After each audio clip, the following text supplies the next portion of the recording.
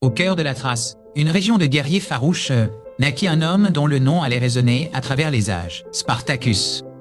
Né libre vers 100 avant J.E. C'est son destin bascula tragiquement lorsqu'il fut capturé par les légions romaines. Il aurait servi dans l'armée romaine comme auxiliaire avant de déserter, un acte de défi qui scella son sort pointé. Sa force et son intelligence remarquables ne passèrent pas inaperçus, même dans le malheur de l'esclavage. Vendu comme esclave, il atterrit à Capoue, dans l'école de gladiateurs de Lentulus Bassiatus. Là, entre les murs froids de l'école, il apprit l'art mortel du combat pour le divertissement sanglant des Romains. Chaque jour était une lutte pour la survie, chaque combat une danse avec la mort. Mais dans le cœur de Spartacus brûlait une flamme qui refusait de s'éteindre. La soif de liberté. Et à l'été 73 avant J.A.C., le feu de la rébellion s'alluma. Avec environ 70 autres gladiateurs, principalement des Gaulois et des Thraces, il organisa une évasion audacieuse. Leur complot fut découvert, les forçant à agir précipitamment. Armés de simples ustensiles de cuisine transformés en armes, ils se frayèrent un chemin vers la liberté. Ils s'emparèrent d'un chariot rempli d'armes de gladiateurs, un coup de chance qui changea le cours de leur révolte. La milice de Capoue, envoyée pour les arrêter, fut leur première victime, une victoire qui annonça la tempête à venir. Les rebelles trouvèrent refuge sur les pentes escarpées du mont Vésuve, un bastion naturel, imprenable. La nouvelle de leur succès se répandit comme une traînée de poudre, attirant des milliers d'esclaves fugitifs. Des bergers, des paysans pauvres, tous ceux que Rome avait écrasés, virent en Spartacus un espoir de vengeance et de liberté. Parmi les chefs de la révolte se trouvaient les Gaulois Crixus et Eunomaus, des guerriers redoutables. Rome, arrogante et sûre d'elle, sous-estima grandement la menace que représentait cette armée d'esclaves. Le préteur Gaius Claudius Glaber fut envoyé avec 3000 hommes pour mater la rébellion. Il assiégea les rebelles sur le volcan, bloquant la seule issue connue. Mais Spartacus, stratège de génie, imagina une ruse audacieuse. Avec des sarments de vigne, ces hommes fabriquèrent des échelles solides. Ils descendirent, en rappel, le long d'une paroi rocheuse, jugée infranchissable. Pendant que les Romains dormaient, les rebelles les prirent à revers dans une attaque surprise dévastatrice. L'armée de Glaber fut anéantie, une humiliation cuisante pour la puissante République romaine. Cette victoire éclatante transforma la petite révolte en une véritable guerre. L'armée des esclaves, désormais forte de plusieurs dizaines de milliers de personnes, se mit en marche. Ils pillèrent les riches domaines de Campanie, se vengeant de leurs anciens maîtres. Spartacus s'efforça d'instaurer une discipline au sein de cette foule disparate. Il partagea le butin équitablement, gagnant le respect et la loyauté de ses hommes.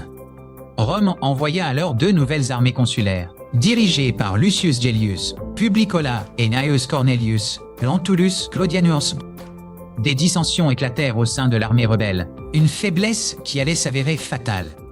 Crixus, avide de pillage et de vengeance immédiate, se sépara de Spartacus avec 30 000 hommes. Il mena ses troupes vers le sud, semant la terreur sur son passage. Près du mont Gargano, l'armée de Crixus fut surprise et écrasée par les légions de Gellius.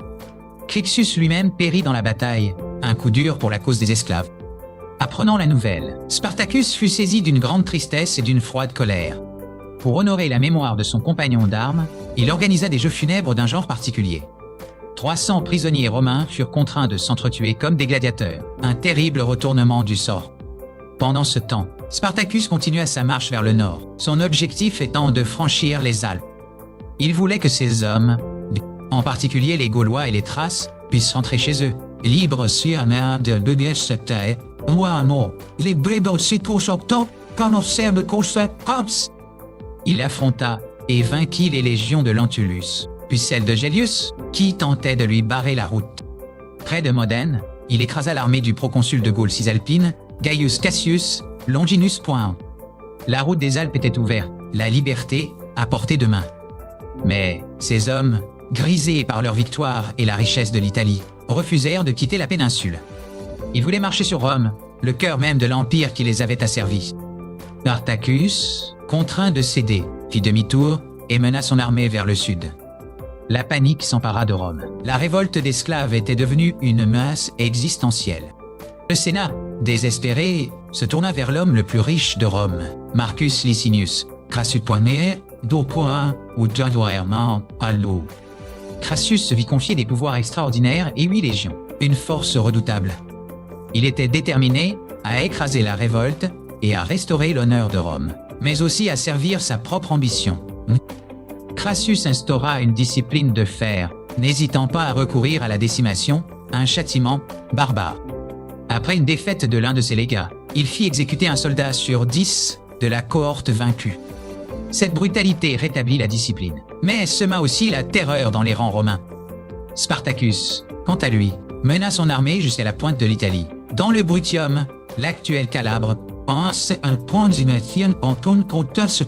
l'actuel Calabre. Son plan était de traverser le détroit de Messine pour passer en Sicile. La Sicile, qui avait déjà connu de grandes révoltes d'esclaves, semblait être un refuge idéal. Il passa un accord avec des pirates ciliciens pour qu'ils transportent son armée. Mais les pirates, après avoir reçu leur paiement, trahirent leurs paroles et ne se présentèrent jamais. Spartacus et son armée étaient piégés. Crassus profita de l'occasion pour construire une immense ligne de fortification à travers l'isthme, un mur et un fossé s'étendant sur des dizaines de kilomètres, coupant toute retraite aux rebelles. L'hiver arriva, et avec lui la faim et le désespoir dans le camp des esclaves. Spartacus, refusant d'abandonner, tenta une percée audacieuse lors d'une nuit de tempête de neige. Il réussit à faire passer une partie de son armée à travers les lignes de Crassus, mais au prix de lourdes pertes. L'armée rebelle était à nouveau libre, mais affaiblie et divisée. De nouvelles dissensions éclatèrent, et un contingent important quitta à nouveau Spartacus. Ce groupe fut rapidement intercepté et anéanti par Crassus. Pendant ce temps, à Rome, l'impatience grandissait. Le Sénat décida de rappeler Pompée d'Espagne et Lucullus de Thrasymphé. Crassus, craignant que Pompée ne lui vole la gloire de la victoire finale, accéléra son offensive. Spartacus prit en tenaille entre 3 armées romaines. N'eut d'autre choix que de livrer une dernière bataille désespérée. La bataille finale eut lieu en Lucanie, près des sources du fleuve Silarus. En 71 avant J.C. Avant la bataille, on amena son cheval à Spartacus. Il le tua d'un coup d'épée. Il déclara « Si je suis victorieux, j'aurai de nombreux chevaux. Si je suis vaincu, je n'en aurai plus besoin. » Il combattit à pied, au premier rang, comme un simple soldat. La bataille fut d'une violence inouïe. Les esclaves se battirent avec le courage du désespoir. Spartacus tenta de se frayer un chemin jusqu'à Crassus lui-même, pour un duel qui aurait pu tout changer. Il tua 2 centurions de sa propre main, mais fut submergé par le nombre. Blessé à la cuisse par un javelot, il continua à se battre à genoux. Finalement, il tomba, percé de 1000 coups, sans que son corps ne soit jamais formellement identifié. La mort de leur chef sonna le glas de l'armée rebelle, qui fut complètement anéantie. La vengeance de Rome fut terrible et exemplaire. Environ 6000 esclaves capturés furent crucifiés tout au long de la voie appienne, de Capoue à Rome.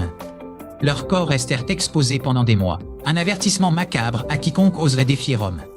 Pompée, interceptant un groupe de 5000 fuyards, s'attribua une partie de la gloire aux grandes dames de Crassus. La troisième guerre servile était terminée, mais le nom de Spartacus ne serait jamais oublié. Il est devenu un symbole universel de la lutte des opprimés pour la liberté. Son histoire a inspiré d'innombrables livres, films et œuvres d'art. Bien que sa révolte ait échoué, elle a secoué les fondations de la République romaine. Elle a révélé la cruauté et l'injustice du système esclavagiste sur lequel reposait la richesse de Rome.